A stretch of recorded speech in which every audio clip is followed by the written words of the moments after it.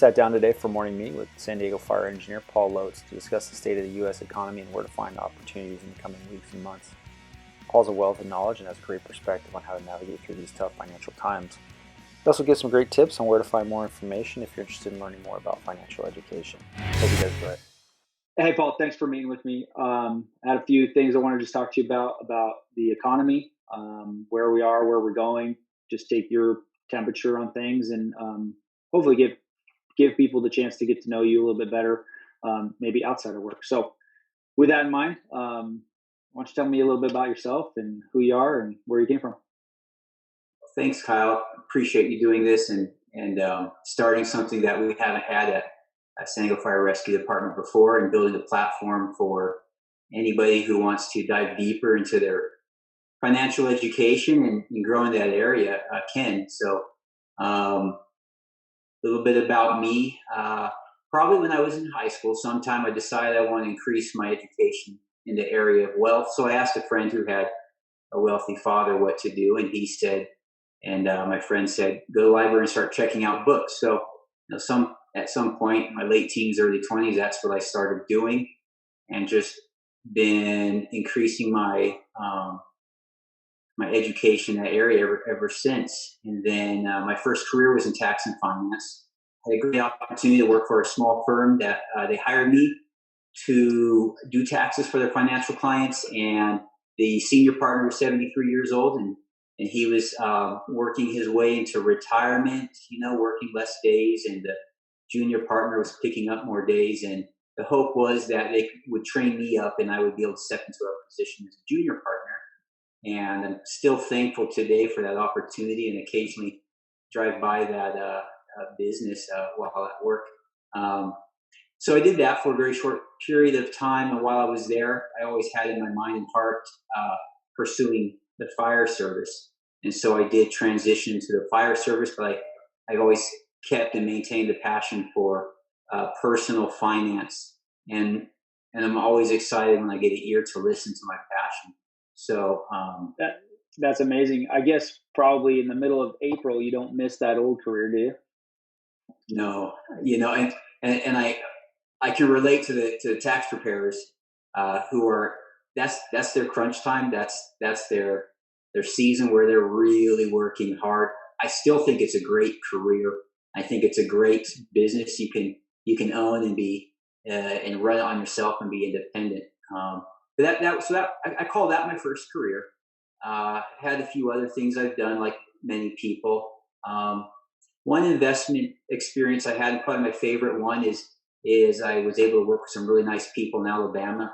There was an investment group that owned about 20 single-family homes, very small homes, 2-bedroom, 1-bath homes, and we got to clean it up and make them really nice. And we had one that we staged, a model home, if you will, and we were able to develop a 2-page waiting list.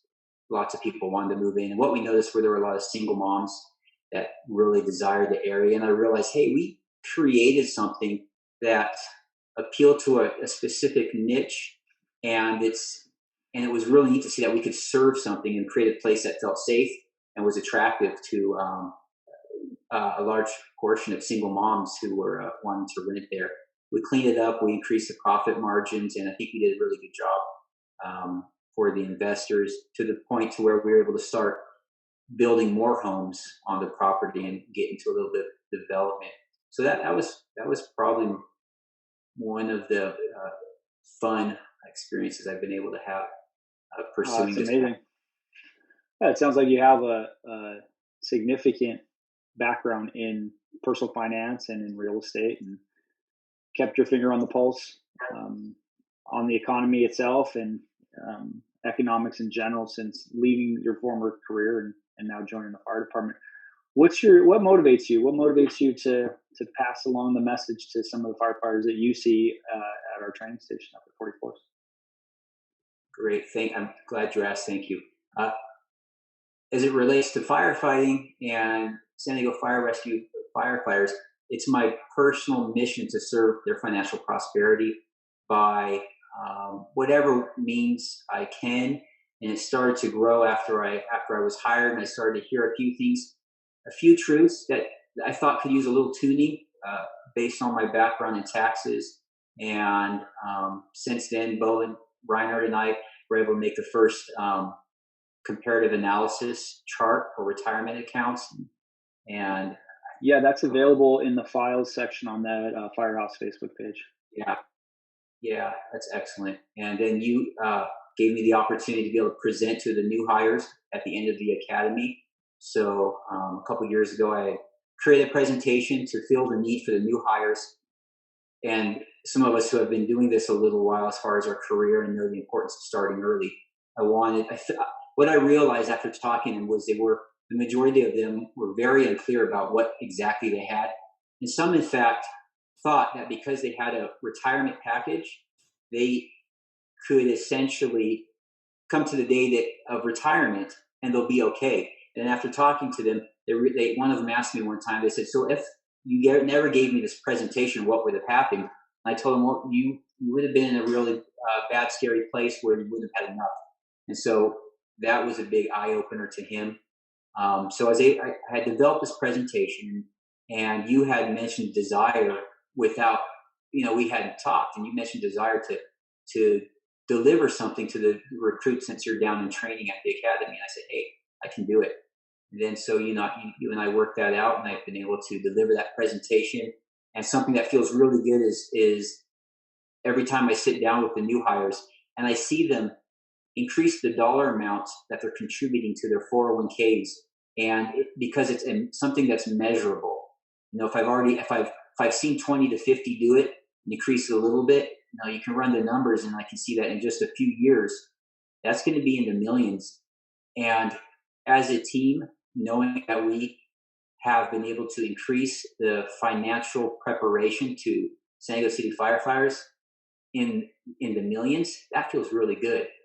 So back to your question, why am I doing this? To serve the financial prosperity of San Diego City firefighters in whatever way I can. So yeah, that's amazing. That presentation that you gave to the 89th Academy, I think, right. was awesome. And we'll get that on the Facebook page as well, in some form, whether it's a video or a PowerPoint presentation or something, because for me, I feel like the more people that I can reach, the more people that we can reach talking about these things, the better. Because for me personally, I didn't come to the fire service with any sort of financial education or financial background.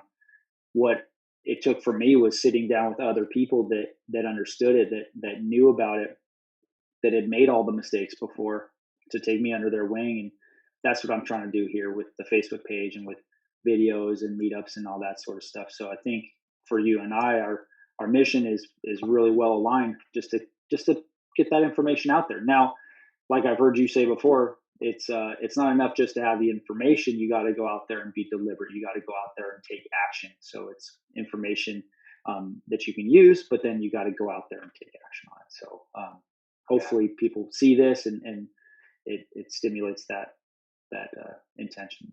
So with that being said, it's been a crazy few weeks here with the coronavirus and the quarantine and all that. What's your take on the economy, where we are today and where we're going? Right.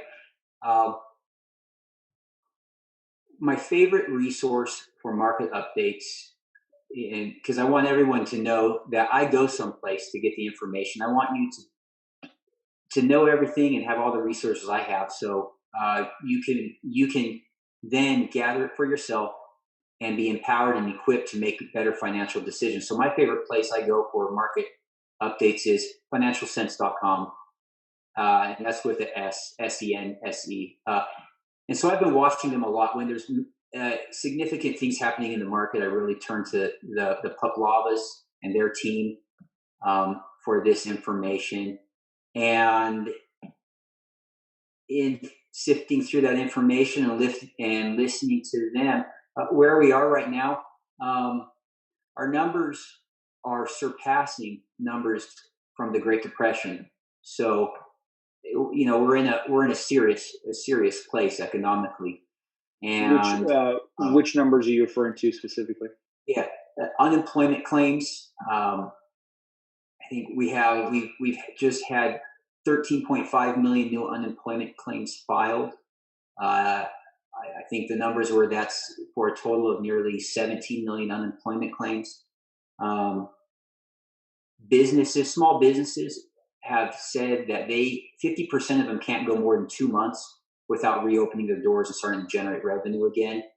And one other piece of data that was especially interesting to me was the percentage 31% of apartment dwellers, those who rent, this month did not pay their rent.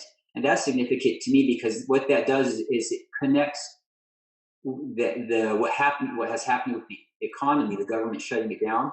It connects it to the ripple effect of that action. So while studying real estate, there was a multiplier of 5 for every one job that was created. Say Airbus moved into Alabama. South Mobile. They brought one job in from California. One person came in. That person's going to need, they're going to need to get gas. They're going to eat at the restaurant, go to the retail stores to buy stuff, and they're going to rent a home. So conversely, we're going to have the opposite reaction. That's the ripple effect I'm talking about. I'm kind of waiting to see numbers on that. And when I see a number like 31% of apartment dwellers not paying their rent for this month, that is the start of that ripple effect that I'm curious to see how the increased unemployment, the lack of productivity is starting to affect everybody. So it is serious. Janet Yellen's predicting a possible 30% contraction in this short period of time. The former Fed chair, is that? Yes, right. Yeah. And 1929 to 1933, it was a 27% contraction over that time period. So we may exceed that contraction in a much shorter period of time. We have the ability to move a lot faster with our technology and how we operate economically now. So we can move in and out of things a lot faster, I believe. But still, the impact is significant and it's serious. And we're going to get to what we can do about it now instead of just getting a bunch of data and it's like, wow, yeah, those are really big numbers. But what does that mean to me is in my personal finances? What does that mean? And what can I do about it? I think that point about the technology accelerating how fast things move is intimidating for a lot of people that are thinking about getting into the stock market, for example, because they can see things move so quickly down. And it always feels like it's moving down a lot faster than it's moving up. And I think that is a scary feeling for people. And frankly, a reason why me personally, I've always tended towards real estate because real estate moves slowly. I always felt like I could impact it more efficiently than I ever could with the stock market. But that's an important point that you made. Yeah, and as far as where we're going, no one really knows.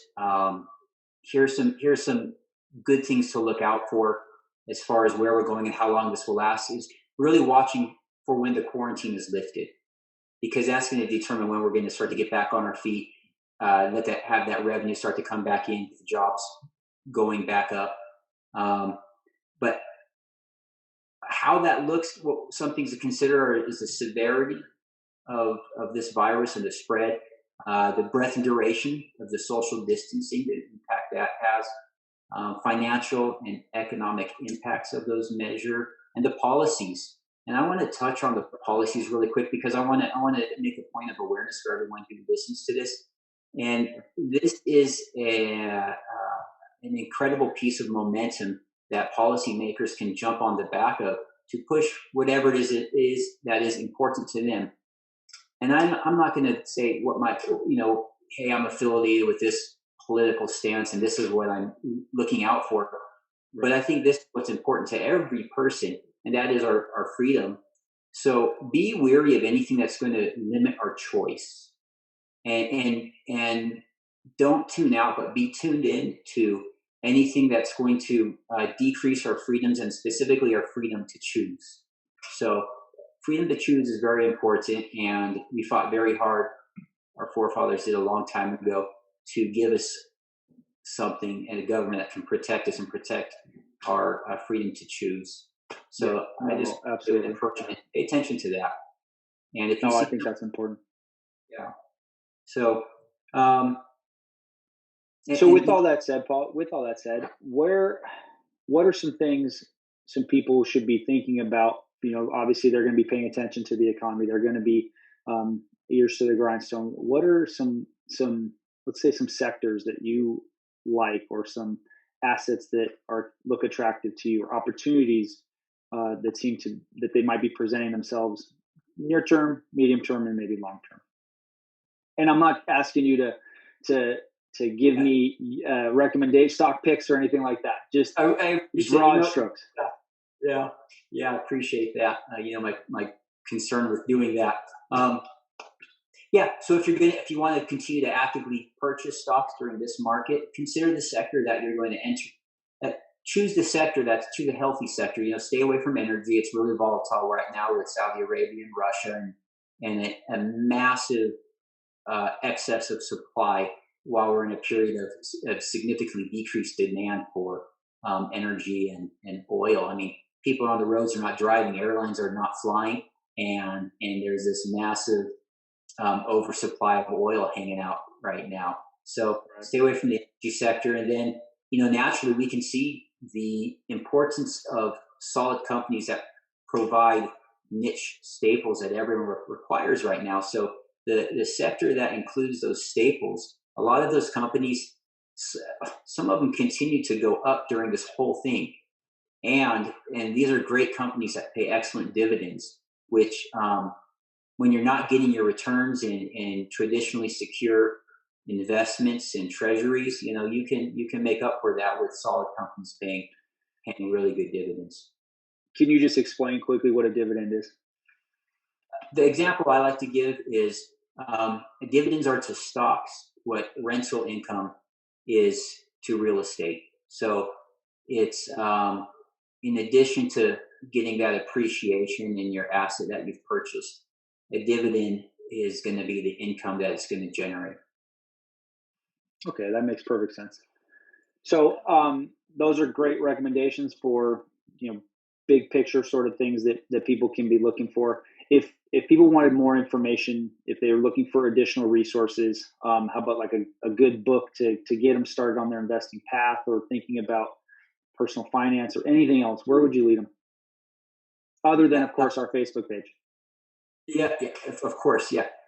Funny, you and I both just had somebody recently, and separately we had different people ask for book recommendations, and coincidentally we both suggested the same book, and that was The Richest Man in Babylon.